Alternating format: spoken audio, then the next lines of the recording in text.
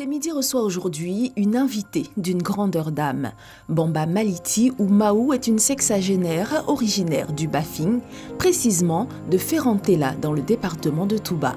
Mère de 4 enfants, 10 fois grand-mère et 2 fois arrière-grand-mère, Bamba Matili est une ancienne photographe.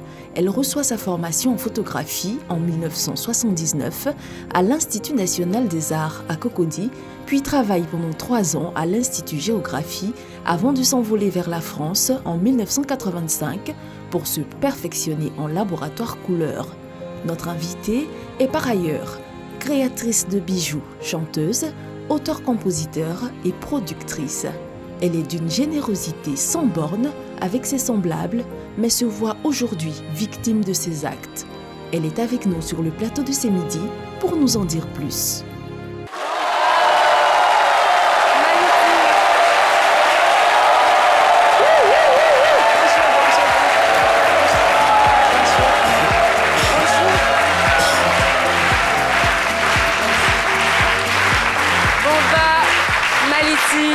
Opératrice sur machine à commande numérique.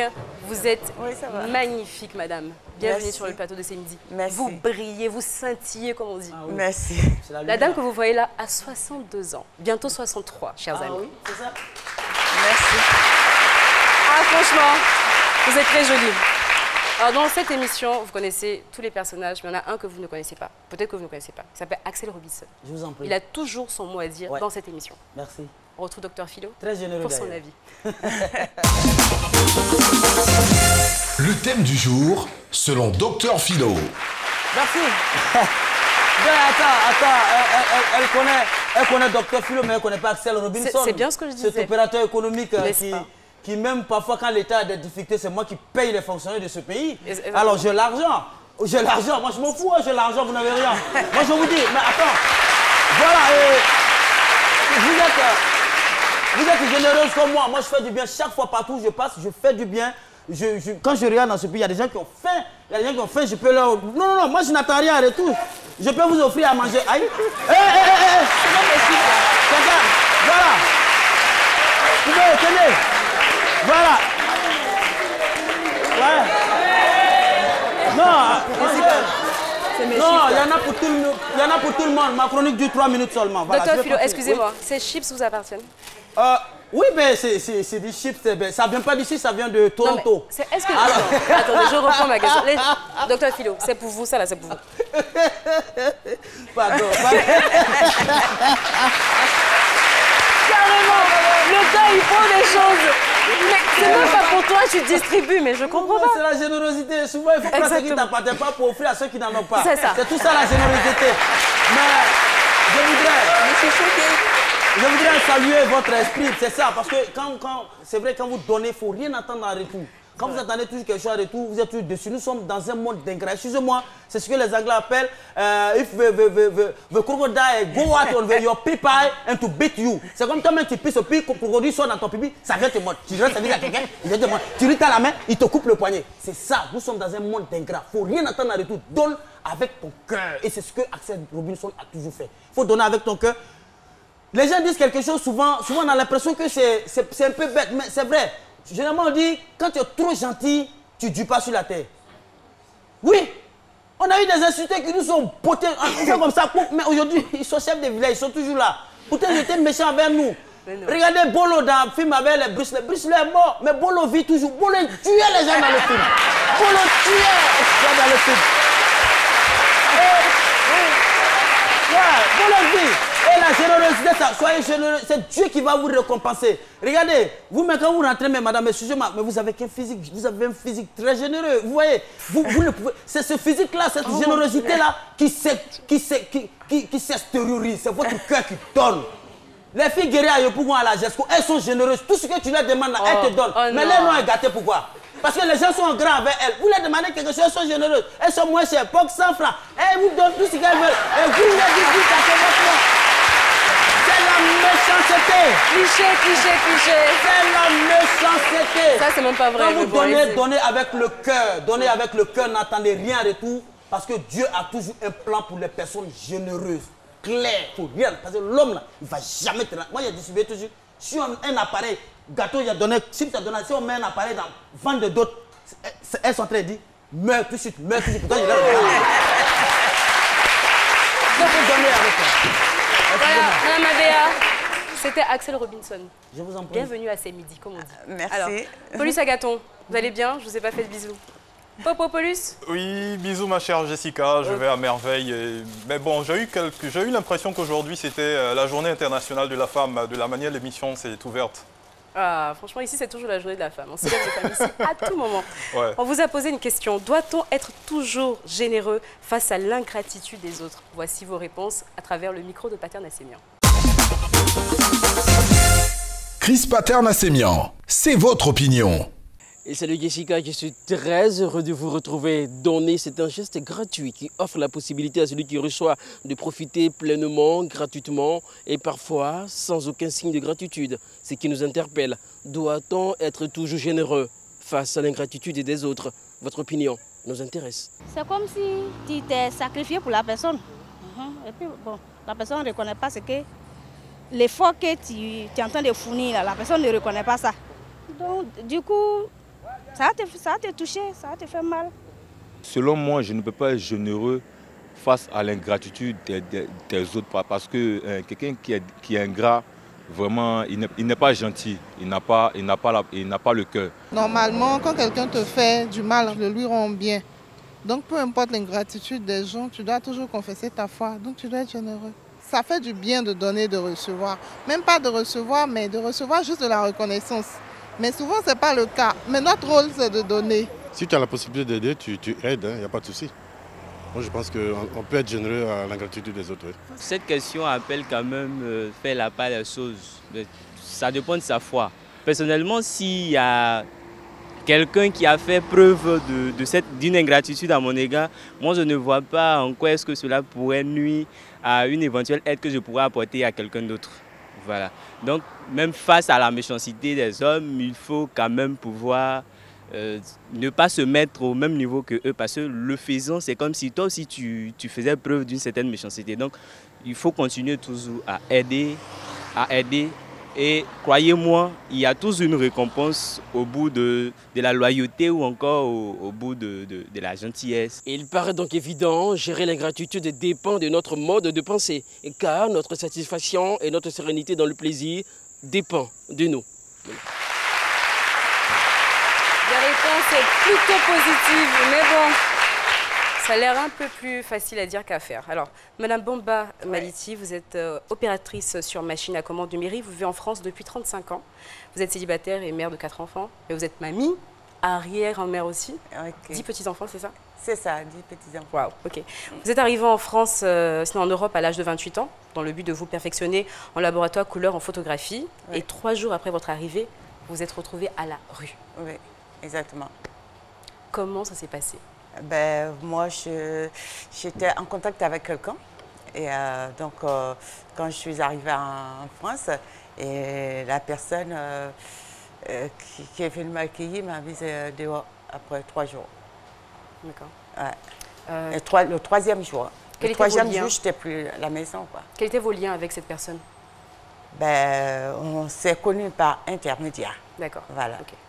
Alors, en règle générale, quand les gens disent qu'ils sont retrouvés à la rue, on a du mal vraiment à visualiser. Quand vous dites à la rue, c'était vraiment dans la rue? Ben, c'est réellement dans la rue. Quand il pleut, qu'il neige, tu es dehors. Et les autres dorment à l'intérieur, toi tu es dehors, dans la rue. Et moi, j'ai dormi dans la rue, j'ai dormi dans des cabines téléphoniques, j'ai dormi dans la voiture. Et quand je n'avais pas de voiture, et pour aller au travail, je je marchais à pied. Et la nuit, tout le monde rentre chez soi. Moi, je ne sais pas où aller. Je dors dans la rue. Oh. Voilà. D'accord.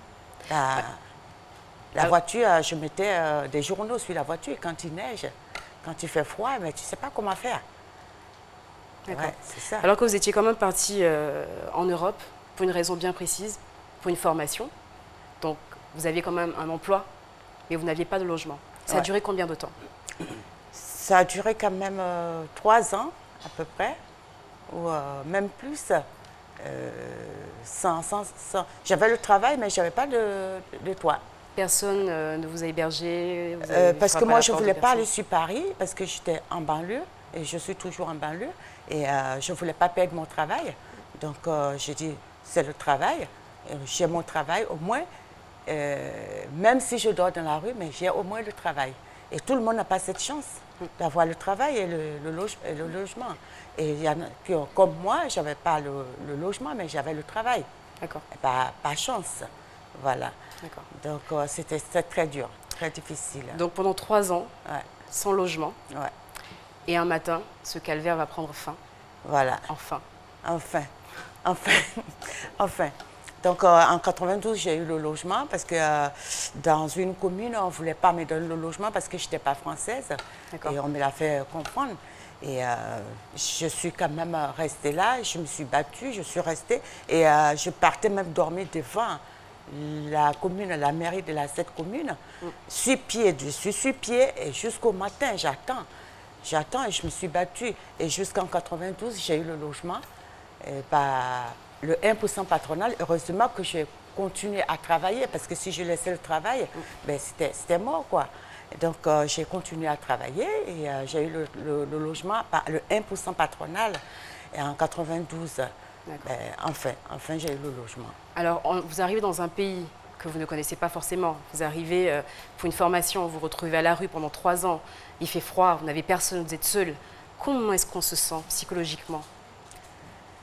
Ben, moi, ça m'a... Puisque moi, je me disais, mais ça m'a renforcé, ça m'a formé. Parce que l'Europe, c'est un pays de formation. C'est ça. Moi, ça m'a formé, ça m'a forgé. Voilà. Il n'y a pas un peu de colère, on n'en veut pas un peu à la terre entière, on n'a pas de ressentiment, on ne veut pas rentrer chez soi? Moi, je ne peux pas en vouloir aux gens, je ne peux pas en vouloir aux gens parce que personne ne m'a poussé à aller. Personne ne m'a dit de partir. Je me suis dit, eh ben, j'y vais, je vais me battre pour avoir ce que je n'ai pas, la potentialité que je n'ai pas. C'était la formation en photographie, en laboratoire couleur. Ben, quand je suis arrivée là-bas, il fallait forcément avoir des fiches de paye pour avoir un logement. Donc, j'ai postulé et j'ai eu le travail. Donc, il fallait que je me batte pour avoir le logement. D'accord. Ensuite. Donc, vous, quand vous avez enfin eu votre logement, vous vous êtes dit, moi j'ai eu cette chance-là, mais il y a des personnes qui n'ont pas eu cette chance. Exactement. Vous allez commencer à héberger des gens chez vous. Voilà. Comment est-ce que c'est arrivé déjà la première fois? Ben, la première fois, c'est une fille que je ne connaissais pas, une dame que je ne connaissais pas, et c'est quelqu'un qui l'a amenée chez moi. Et la personne qui devait aller la chercher à l'aéroport n'est pas allée la chercher, n'est pas partie. Donc, elle s'est retrouvée, elle pouvait se retrouver aussi à la rue si moi je n'étais pas là. Et donc, cette personne, cette amie, l'a amenée chez moi. Et je dis, il n'y a pas de souci. Donc, elle est restée chez moi. On était à 2. Je l'ai nourrie, je l'ai habillée, j'ai fait ce qu'il fallait faire. Avec votre salaire? Avec mon salaire, bien sûr. D'accord, ok. Heureusement. Ça, c'était la première fois. Donc, on peut se dire que c'était... voilà, vous avez rencontré une jeune fille qui était dans le besoin, vous l'aidez, après, cette personne-là vole de ses propres ailes. Mais une personne, ensuite 2 personnes, 3 personnes... Et c'est presque devenu un sacerdoce. Et jusque-là, je continue. Attendez, est-ce que vous pouvez me dire approximativement combien de personnes vous avez hébergées dans votre vie? Ça doit être plus de 35 personnes parce que je ne compte pas. Je ne compte pas. Pour moi, ce qui est important, c'est la réussite de la personne. Voilà, c'est ce qui est important pour moi. Je ne compte pas le nombre de personnes. Donc, si je comprends bien de votre logement, c'est que il était grand comment? Combien de pièces? J'ai 3 pièces, 2 chambres salon.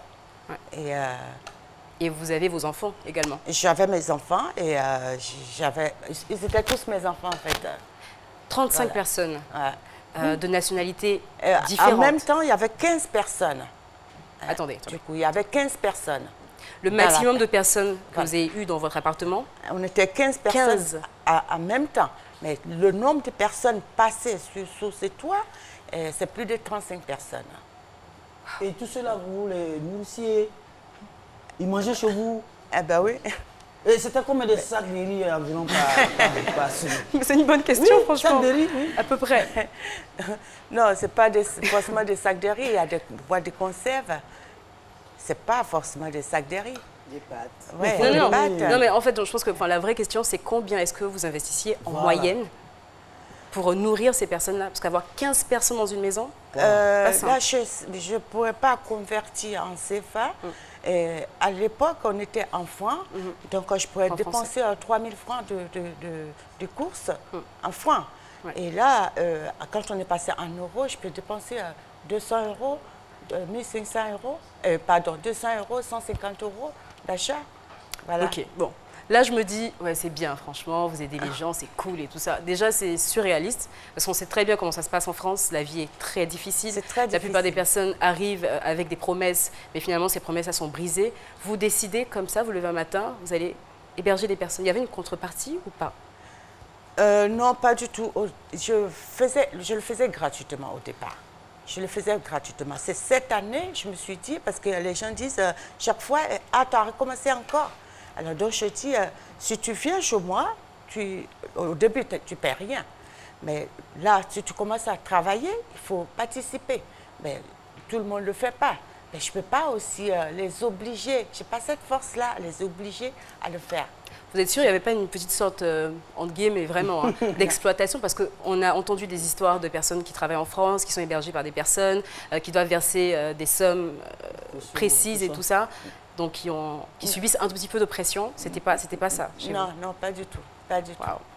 Pas du tout. Vous l'avez fait avec votre cœur? Voilà, avec le cœur. Avec le cœur, c'est tout. Je ne sais pas quoi vous dire. Mais quand on accepte d'héberger des personnes qu'on ne connaît pas chez soi, parce que foncièrement, ce sont des personnes que vous ne connaissiez pas. C'est des personnes que je ne connais pas. Donc, vous ne connaissez pas les moralités, vous ne connaissez pas les mentalités. Il y a d'autres que je connais, qui sont nés après moi, dont leurs parents les appellent. Oui, c'est ton enfant, si tu peux l'héberger, qui m'appellent d'ici, quoi. D'accord. Bon, il y a certaines personnes que je vais aussi voir à la porte de la chapelle, parce qu'il y a pas mal qui dorment à la porte de la chapelle, que je vais voir, que je les aide, que je les amène chez moi. Ils se lavent, pas eux tous, ils se lavent à la maison. Et je suis en contact avec leurs parents pour faire pour pouvoir faire leur passeport, extrait de naissance. Bon, moi, je le fais. Voilà. D'accord. Donc, vous avez des enfants avec qui vous vivez? Non, mes enfants sont grands maintenant. Grands, mes enfants sont grands. Et c'est légal, la colocation, comme ça? Pas forcément, mais ils le savent. Qui? L'État. Ah d'accord, vous déclarez en fait? Il y a certaines personnes que je déclare parce que je les aide à faire leur papier. Leur papier, d'accord. Voilà, donc tu es obligé de, quand ça va à la préfecture, tu es obligé de donner les papiers. Okay. Voilà. Alors, quand on a autant de personnes qu'on ne connaît pas sous son toit, il y a forcément des problèmes. Quand on a autant de personnes qu'on ne connaît pas sous son toit, on a parfois des problèmes. Ça, c'est clair. Oui. Alors, je vois rigoler déjà. L'image. Voilà, c'est mes enfants. Ce sont vos enfants. Ah, ils sont grands, vous avez de très beaux enfants.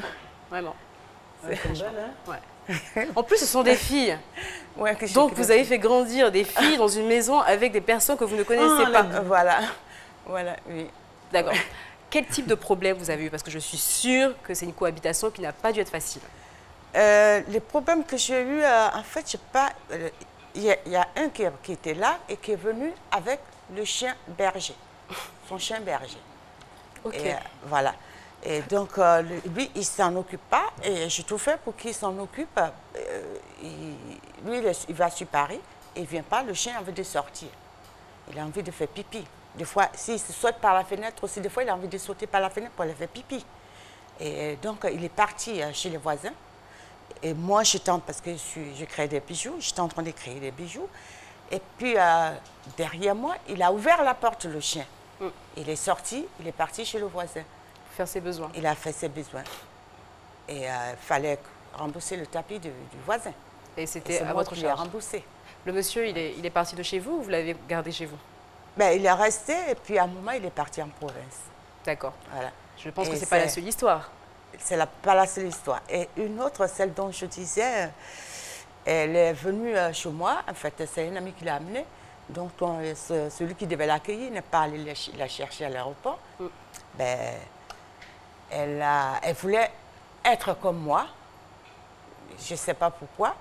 Donc, elle m'a amenée chez les marabouts. Elle m'a amenée chez les marabouts. Et donc, elle a acheté 1 kilo de viande. Parce qu'elle est restée longtemps chez moi. Et pendant ce temps, elle faisait, moi, je n'y croyais pas, en fait. Parce que je me dis, elle ne peut pas faire ça. Moi, je l'ai accueillie chez moi, je l'ai hébergée, je l'ai nourrie. Elle ne peut pas me faire du mal. Et donc, après, je dis, mais si elle me fait du mal, moi, je crois au Seigneur. Mais comment vous l'avez appris? Comment vous avez appris ça? Et quand elle a acheté la viande, moi, je suis arrivée à 22h. Ma fille me dit, il y a telle qui a amené 1 kilo de viande. Je dis, mais non, ce n'est pas possible. Elle ne peut pas m'amener 1 kilo de viande parce que je la connais. Même un paquet de chewing-gum, elle ne peut pas partager. Elle est capable de partager ça. C'est pas 1 kilo. Pourquoi elle va m'amener? Je dis, sortez ça de mon congélateur. Donc là, c'était un peu louche. Voilà, c'était louche. Et ça a été confirmé quand elle a eu des histoires avec ses nouvelles copines. Et donc, elles m'ont appelé, elles m'ont dit, effectivement, la viande qu'elle a amenée, c'était pour te marabouter parce qu'elle est partie chez telle personne et, pour prendre tes étoiles. Wow, d'accord. Voilà. Et à côté de et ça, je vais vous dire, j'ai un ami qui était venu, je ne vais pas dire le pays, mais qui était venu, qui a dit, mais non, moi, je ne crois pas à ça. Et il a pris la viande. Il a mis la viande dans la voiture. Et on a failli faire un accident. On a failli faire un accident. La voiture a fait demi-tour tout seul. Il ne pleuvait pas. Et la voiture a fait demi-tour. Et heureusement, derrière nous, il y avait un gros camion. Et c'est le chauffeur du camion même qui s'est arrêté. Il est descendu. Tellement lui, il paniquait. Mon ami, il paniquait dans la voiture. Il ne pouvait plus bouger. D'accord. Et donc, des choses comme ça. Ouais. Pour vous, c'était la faute de la viande qui était voilà, présente dans la donc, voiture. Voilà, c'est ça. D'accord. C'est ça. D'accord. Et une autre fois, après 11 ans, elle est venue me demander pardon. Et j'entends quelqu'un ma porte sonner. Puis je dis, qui est là? Je sors, je la vois. Je dis, qu'est-ce qu'il y a? Elle dit, pardon, je peux rentrer? Alors je dis, pour avoir un témoin, je fais appel à ma fille, je dis, viens, c'est urgent. Il y a telle personne qui est venue chez moi. D'accord. Elle dit, quand elle est venue, quand ma fille est venue, elle dit, non, je préfère que tu n'expliques pas à Maliti, moi-même je vais expliquer. Donc elle a expliqué pourquoi elle est venue. D'accord. Elle dit, après 11 ans, franchement, je voulais venir te voir, mais j'avais peur. Je dis, mais pourquoi tu avais peur? On est des amis. Elle dit, parce que tout le mal que j'ai fait, je t'ai fait. Je suis devenue maintenant chrétienne. Pour tout le mal que je t'ai fait, je viens me racheter. Elle venait se confesser, en fait. Confesser. Après 11 ans. Wow, d'accord. Mais il n'y a pas eu que ça. Il y a eu aussi des vols de documents, des personnes qui ont volé vos documents. Des vols de documents, oui. Des personnes qui ont mis des choses voilà. dans vos boissons pour vous rendre malade. Voilà. Plein de trucs comme ça. Exactement. Et on est sorti. Moi, j'ai vu la personne. Je vais vous dire que c'est la même personne qui est venue me demander pardon après 11 ans. Et on est sortis. Donc, mes voisins ont dit, mais fais attention parce que pour ce qu'elle a déjà fait. Et donc, on est sortis. Moi, j'ai toujours pitié. Pas la pitié, mais je veux toujours aider. Entre-temps, elle a fait mariage pendant 15 ans. Ils n'ont pas payé leur loyer, ils l'ont mis dehors avec son mari. Donc, elle est venue me demander encore de l'aide. Il n'y avait pas de souci. On est sortis. Quand on est sortis, moi, je l'ai vu qu'elle mettait quelque chose dans mon pied, mais je n'ai pas pensé qu'elle pouvait me faire ça. D'accord. Et après, moi, j'ai bu. Quand je dansais, après, j'ai pris la boisson, j'ai bu. Et je ne me sentais pas bien. Et donc, ça sortait de partout, de mon ventre. J'avais mal. D'accord. Ça sortait de partout. Ok, voilà. C'est beaucoup de problèmes liés à votre générosité, on va dire ça. Sans compter ceux qui volent les papiers. C'est ça. Et quand je ne suis pas là, il faut... parce que moi, je suis ordonnée. Je sais que... Excusez-moi. Voilà, je sais qui... Quand on cherche, on ne trouve pas. Mais quand on cherche bien, on trouve. On trouve, voilà. D'accord, ok. Et pour finir, ils reconnaissent. Est-ce que finalement, vous avez décidé de continuer cette aventure? Sinon, ce sacerdoce, on le saura juste après cette petite pause publicitaire.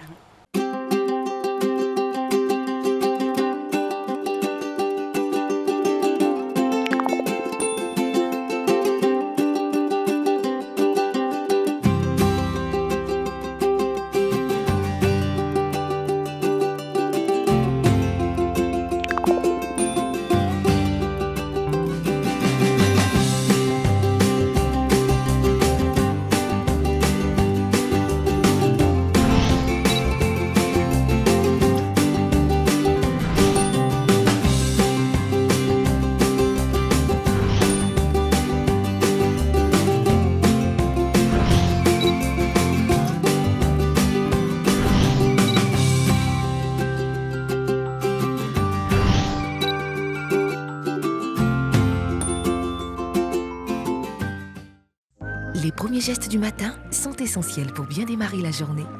L'eau minérale naturelle Assini participe à votre équilibre et vous maintient en pleine forme. Assini fait partie de vos moments de partage avec vos amis. Assini partage vos instants de complicité en famille. Au sport, au bureau, entre amis ou en famille, l'eau minérale naturelle Assini est présente et partage vos instants de vie. Un produit NBC.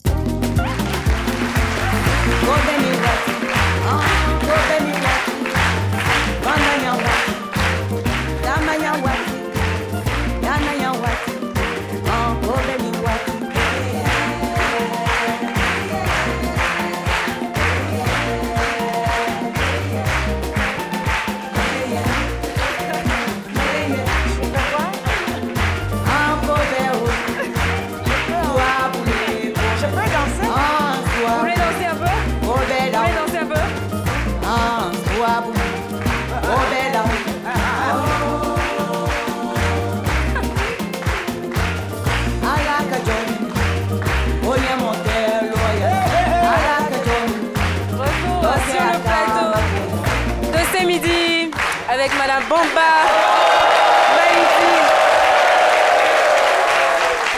Si on vous voyait bouger comme ça, c'est pas un hasard. C'est parce que cette musique est la vôtre. Ouais. Parce que vous êtes chanteuse également. Ouais. Quel est le titre de cette chanson? Le titre C'est Kobeniwati et je suis Maouka. Donc c'est Kobeniwati.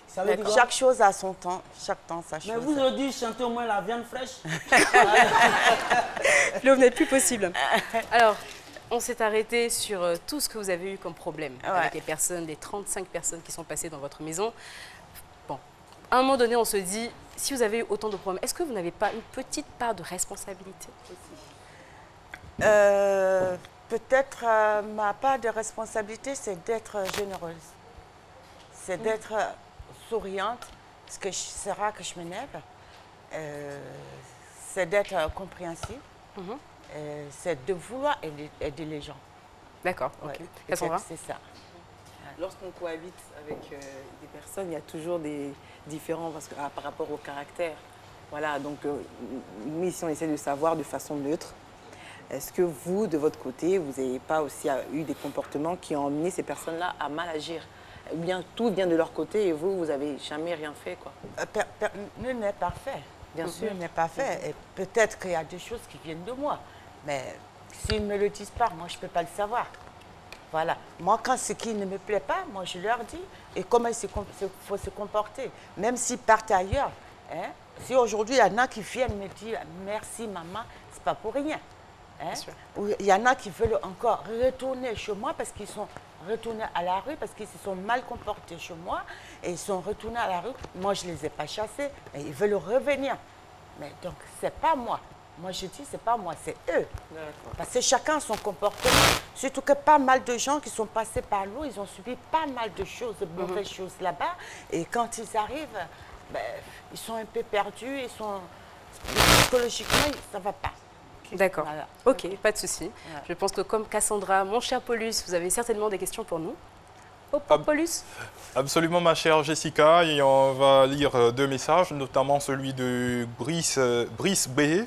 Il dit, est-ce que cette générosité-là n'est pas suivie de murmures? Et quand il parle de murmures, il fait allusion à vos proches, notamment à vos enfants. Est-ce que l'hébergement que vous offrez à ces différentes personnes était du goût de votre famille? Oui, mais mes enfants, ils sont là, ils me soutiennent. Hein. Ils me soutiennent. Des fois, ils disent, ah, maman, tu as recommencé encore. Mais c'est à moi. Et vos amis? Les amis comme ça, vraiment, qu'on se fréquente, j'en ai pas. Parce que j'en ai pas.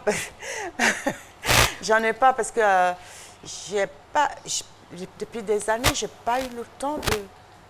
En fait, c'est par rapport à tout ça aussi. Hein. Parce que celles dont je parle, on était devenus comme des amis. Parce que mes amis, c'est eux. Mes vrais amis, c'est mes enfants. Vos enfants. Voilà.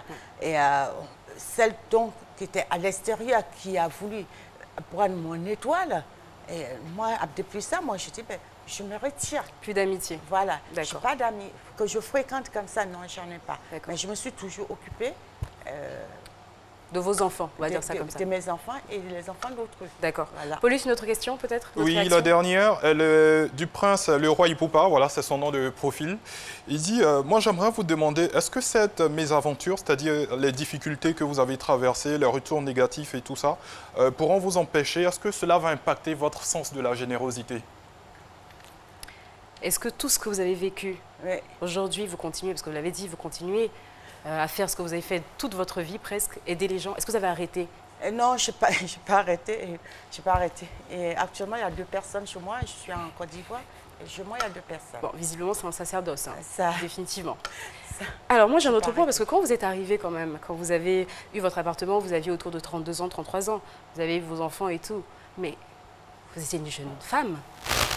Les relations amoureuses, comment ça se passait? Parce qu'avoir des gens chez soi, ça veut dire qu'on n'a pas d'intimité. Non. Comment vous faisiez? On n'a pas... je vais vous dire, moi, je suis restée pendant 10 ans, non, pendant 6 ans, mon petit-fils dormait sur ma poitrine dans le canapé. Pendant 6 ans. Et votre mari, il est franchement? Je n'ai pas de mari. J'ai pas de mari. Je ne suis pas mariée. Voilà. Je me suis occupée de mes enfants et je ne suis pas mariée. Mais je m'occupais de mes enfants et des enfants d'autrui. Voilà. J'ai passé mon temps, travail à la maison, travail à la maison. Mais est-ce que finalement, parce que vous êtes tellement jolie, franchement, on a du mal à imaginer que vous n'avez pas eu de courtisan, je ne sais pas, quelqu'un qui avait envie de bâtir. Elle est jolie ou pas, la dame, franchement? Vous êtes magnifique. Alors, on ne peut pas imaginer ça. Est-ce que finalement, le vrai problème, ce n'était pas votre manière de vivre? Parce qu'il n'y a aucun homme qui accepterait 15 personnes dans une maison.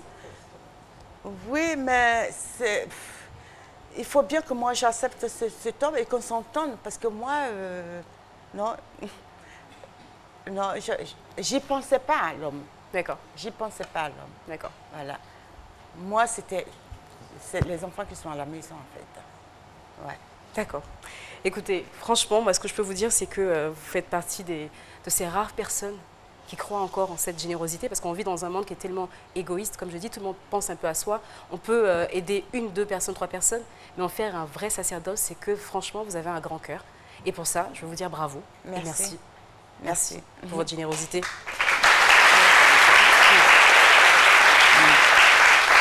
Le doyen, la sagesse, le moment est venu de vous exprimer. Voilà, c'est la minute du doyen, c'est tout de suite.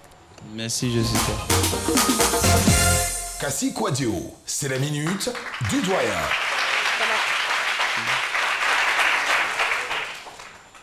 C'est bien quand on a affaire à une personne généreuse. Nous aimons tout ça. Hein. Nous aimons avoir des cadeaux de la part des personnes généreuses. Mais souvent, nous-mêmes, on ne donne pas souvent. Non. Il y a quelqu'un qui définissait la générosité comme ça. Et il disait que la générosité est une justice supérieure à la justice ordinaire. Bon. Mais quand on est généreux, souvent on n'attend rien en retour. Les êtres généreux, quand ils posent les actes de générosité, ils n'attendent rien en retour. Ils le font par plaisir. Et leur rémunération, c'est cette satisfaction morale qu'ils éprouvent après s'être senti utile à quelqu'un. Et lorsque vous posez ces actes et que vous ressentez du plaisir, il se passe de très belles choses dans votre organisme. Et à votre insu. Mais c'est des choses qui sont très bénéfiques. Donc, ce n'est pas gratuit. Donc, il ne faut pas s'attendre à ce que ceux à qui vous avez fait le bien, vous le rendent. Non. Vous jouez votre rôle. Votre rôle, c'est de vous montrer utile. Leur rôle, c'est de se montrer ingrat. Le monde où nous sommes, chacun joue son rôle. Ouais. Il y a les forces du bien, il y a les forces du mal, et chacun choisit son bord et participe à sa manière à l'évolution des choses. Donc, n'acceptez pas de changer parce que les autres ne font pas comme vous. Ils doivent jouer leur rôle et vous jouez le vôtre. Et la meilleure manière d'éviter les déceptions, c'est d'éviter de s'attendre à quoi que ce soit de la part de qui que ce soit. Exactement. Merci infiniment, le doyen. Continuez et je vous encourage. Donnez sans rien attendre en retour. Madame Bomba, heureusement que toutes les personnes que vous avez hébergées n'ont pas toutes été ingrates, parce que vous avez quand même des retours, vous avez des gens qui vous appellent pour vous dire merci. Oui. Et pour vous, c'est le karma. Parce que grâce à ça, vous êtes convaincu que c'est ce qui a permis que vos enfants, vos 4 filles, soient des femmes épanouies et bien dans la société. Voilà.